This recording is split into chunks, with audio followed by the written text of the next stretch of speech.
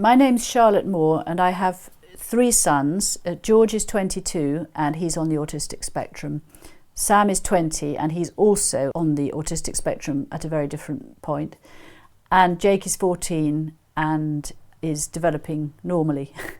And 7 years ago I published a book called George and Sam, which was about my experience of bringing up my sons and what life was like in a family sort of dominated by autism. I wrote the book George and Sam because I am a writer, and it seemed to me natural to write about the things that were closest to me, so my sons, and the effect on family life and home life of having 2 sons with autism seemed to me an interesting subject. I also felt that I'd read quite a few books about autism, but they seemed to fall into 2 categories, either textbooks, which were interesting but rather sort of heavy and rather scientific, as it were, or else they were personal stories, and they tended to this sort of story of a miracle side of things, which I couldn't really relate to that well, because miracles haven't really happened in my family and I'm not expecting them to happen. So I think in writing the book I wanted to give what I saw as a more realistic picture of life with autism, with both the positives and the negatives. A lot of readers have told me that the book has helped them, and of course that's lovely to hear. Of course no 2 autistic children are the same, and so everybody's situation is going to be different. But I suppose one thing I hoped to get across was that the rewards are there as well as the very obvious difficulties, and that family life is possible, even with such very unusual elements in it. Every parent dreads adolescence, but perhaps particularly when you've got children with special needs, it's an unknown territory. I think it's been less difficult than I feared. Certainly, to cut to the chase, the sexual aspect of it has been less difficult than I feared, because though George and Sam are both physically mature beings, neither of them relate sexual feelings to other people, which is an indication of how very, very different they are, how their experience of the world is so different from that of most people. I mean, in terms of other forms of adolescent difficulty, Sam's aggressiveness certainly increased, particularly age 14, 15, around then, and that's probably been the biggest problem. Though I'm not sure whether really his aggressiveness increased so much, it's just that he got bigger and stronger, and therefore his aggressiveness was more worrying than perhaps when he was a little boy. But another thing about autistic adolescence, I think it's a mistake to think that it's all finished.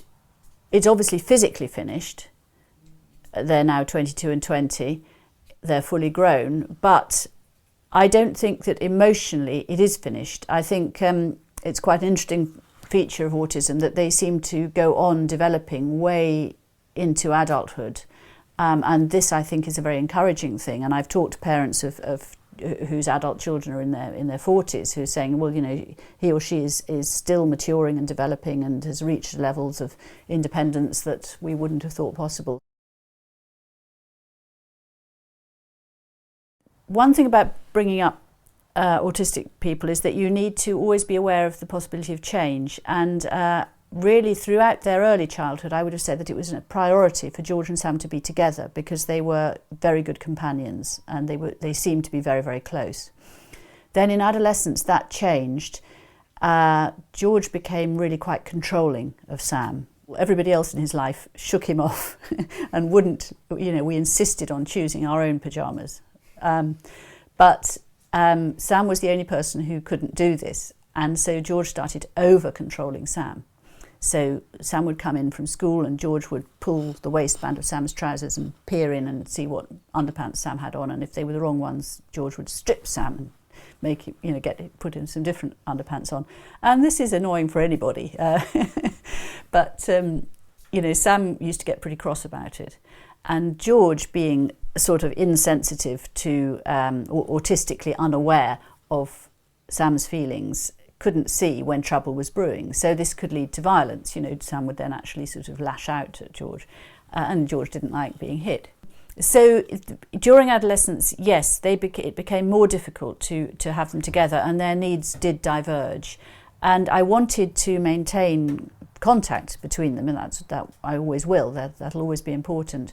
But I also had to recognise that they needed a lot of space apart from each other. And that's really why George eventually started weekly boarding at the age of, I think he was 17 when he started weekly boarding. And then he's moved on now to full-time boarding at college. And that was as much for Sam's benefit as for George's. And Sam has certainly blossomed in his brother's absence. However, I think the worst of the sort of control freakery is over, and they now get on better again.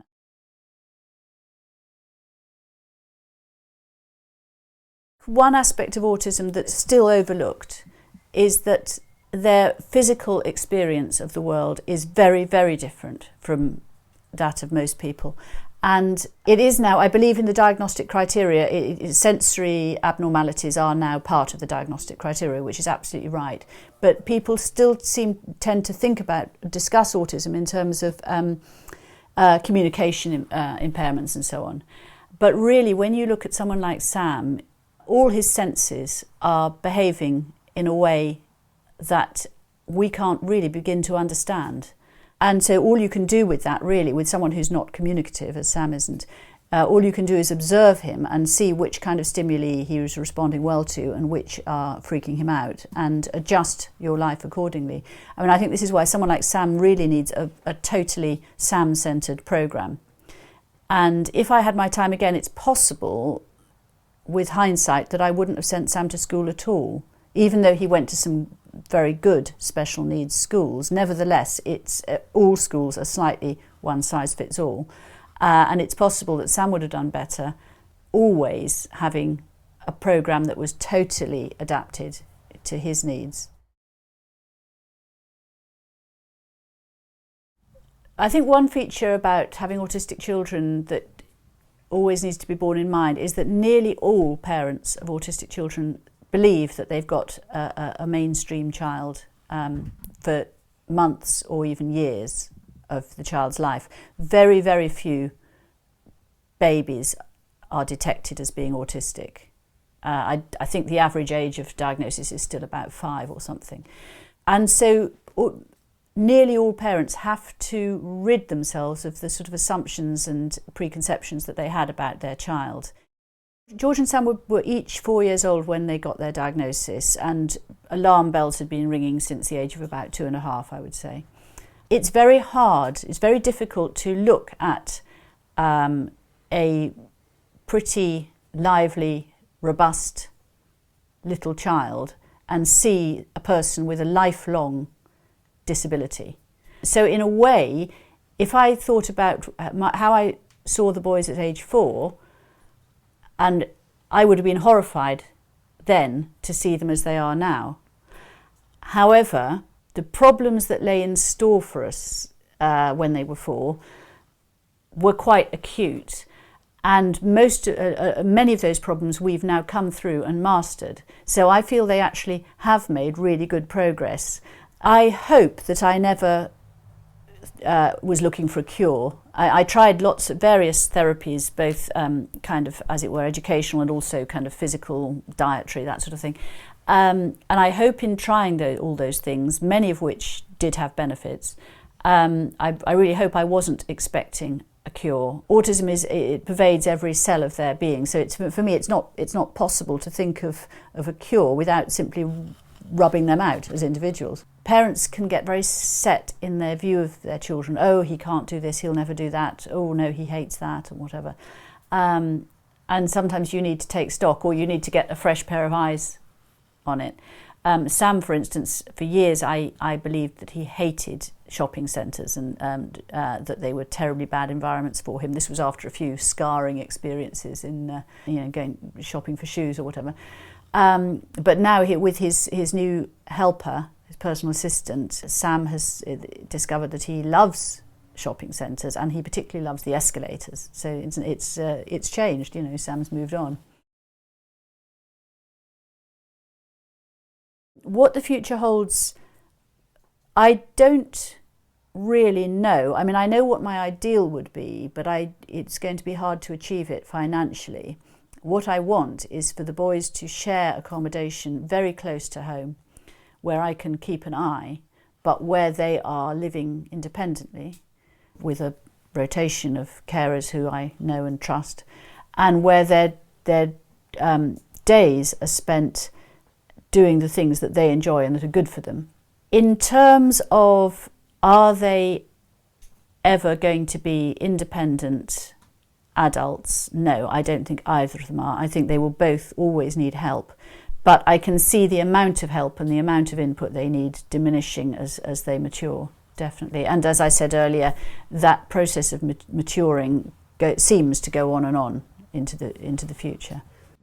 George is a relatively social autistic person, unlike Sam.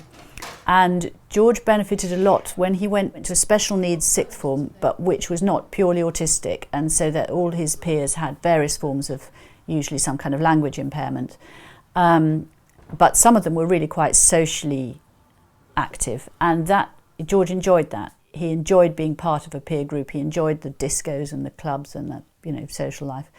And he really kind of grew as a person from being in that environment.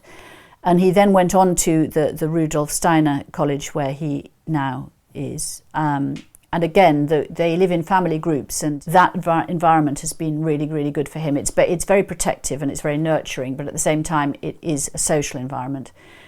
But I have to say, home is still George's favourite place. And he wants to live at home. He wants to come back and live at home. That is absolutely his expressed desire. When I think back to when George was first diagnosed, which was 1994, the knowledge of autism for the general public was remarkably low compared to what it is now. And indeed my own knowledge. I mean, I was one of the many who knew about Rain Man, and that was about it. And George, it was still described as a very rare condition when George was diagnosed. I think the figure was 1 in 1,000, and now it's kind of absolutely routinely 1 in 100 as the quoted figure, or even less. So yeah, things have really developed for the better. The public understanding and scientific understanding has improved a lot, but I think there's a long way to go.